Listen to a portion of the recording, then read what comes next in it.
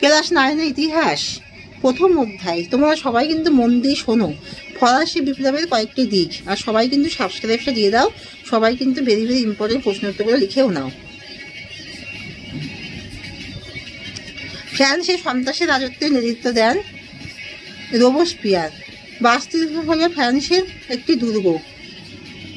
দ্বিতীয় ফরাসি বিপ্লব সংগঠিত হয়েছিল 1792 সালে।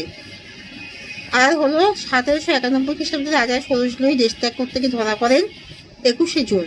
দি পার্সিয়ান লেটার্স গ্রন্থটি লিখেছেন মন্টেস্কু। ফ্রান্সের কর ব্যবস্থায় টাইপ ছিল ধর্মকর।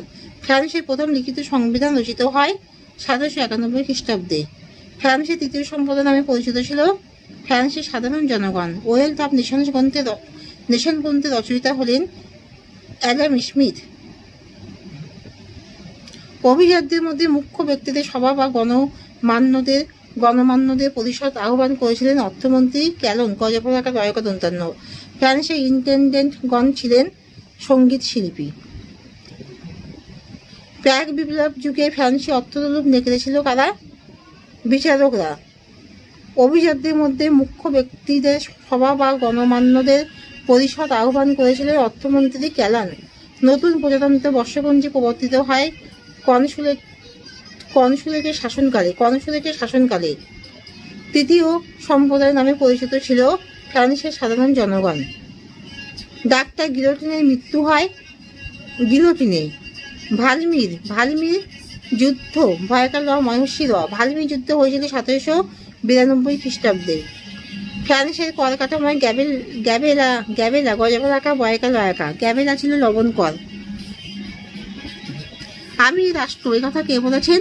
একথা বলেছেন চতুর্দশ লুই। কাকে ফরাসি বিপ্লবের জনক বলা হয়? রুশোকে। জনগণ হল রাষ্ট্রের সার্বভৌম শক্তির উৎস। একথা কে বলেছেন? ফরাসি দার্শনিক রুশো। ফরাসি বিপ্লবের সূচনাকারী ফ্রান্সের রাজা কে ছিলেন? ষোড়শ লুই। মেরি আতোয়ানেট কে ছিলেন? রাজা ষোড়শ লুইয়ের পত্নী। ফ্রান্সের পূর্ব রাজারা কোন তত্ত্বে বিশ্বাসী ছিলেন? দৈব সত্ত্বে। ফ্রান্সে প্রচলিত করের নাম কি? টেইলি ক্যাপিটেশন আর ভিংটিএমে। দ্য স্পিরিট অফ লজ গ্রন্থের রচয়িতা কে? মন্টেস্কু। লেটার গ্রন্থের রচয়িতা কে? গ্রন্থের রচয়িতা ভলটেয়ার। জাতীয় সভা কি? 1799 খ্রিস্টাব্দের 17 জুন স্টেট জেনারেলের অধিবেশনে তৃতীয় সম্প্রদায়ের প্রতিনিধিরা নিজেদের সভাকে জাতীয় সভা বলে উল্লেখ করেন। করবি কি? করবি হলে ফ্রান্সে প্রচলিত এক প্রকার কর, যাতে বাধ্যতামূলকভাবে বিনা পারিশ্রমিকে বিরাট খাটতে হতো। যাজক কাদের বলা হতো? যাজক হলেন কোনো নির্দিষ্ট ধর্মের প্রথাগত নেতৃস্থানীয় ব্যক্তিত্ব।